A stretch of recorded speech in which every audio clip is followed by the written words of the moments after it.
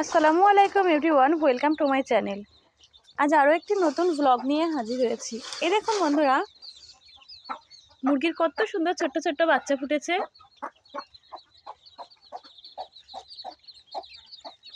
চলুন আপনাদের দেখায় আমার ছেলে শাক তুলতে গেছে কোথায়। এই দেখুন বন্ধুরা, এখানে আমাদের পাতা ফেলা হয়েছে।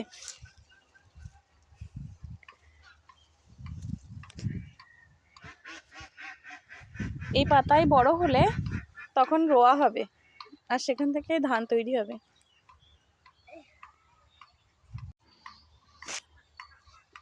ছোট ছোট পাখি আর মুরগিতে ধান আর পাতা খেয়ে নিচ্ছে বলে, যেহেতু ছোট এখনো, তাই ভাবে ঢেকে দেওয়া হয়েছে।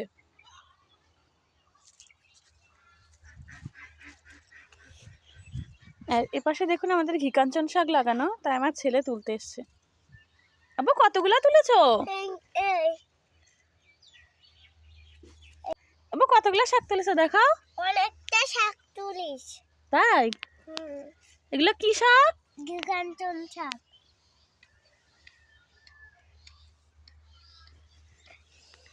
ঘিকাঞ্চন শাক অনেক রই এনে তোলেন। ও ছাল তোল তো ওটা তো আমার পিছনে দেখেন মেলা। এই দেখুন বন্ধুরা, আমাদের পাশের একটি জমিতে সূর্যমুখী লাগানো হয়েছে। সূর্যমুখী ফুল লাগিয়েছে এখানে।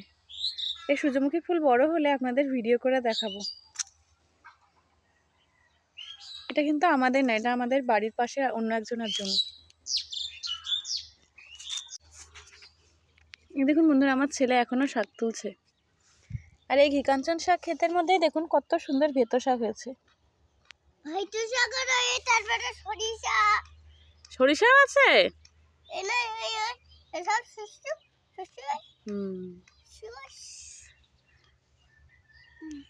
কাদের কাদের এরকম গ্রামীণ পরিবেশ ভালো লাগে কমেন্টে কিন্তু অবশ্যই জানাবেন।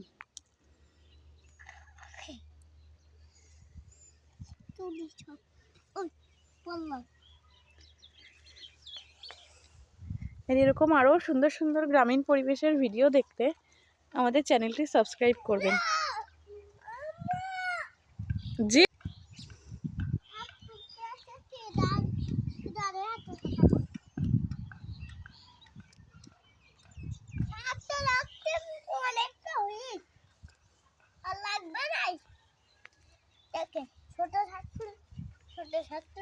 ভালো লাগবে বেশি। দাঁড়ো। ভালো লাগলে স্কিপ করে দেবেন।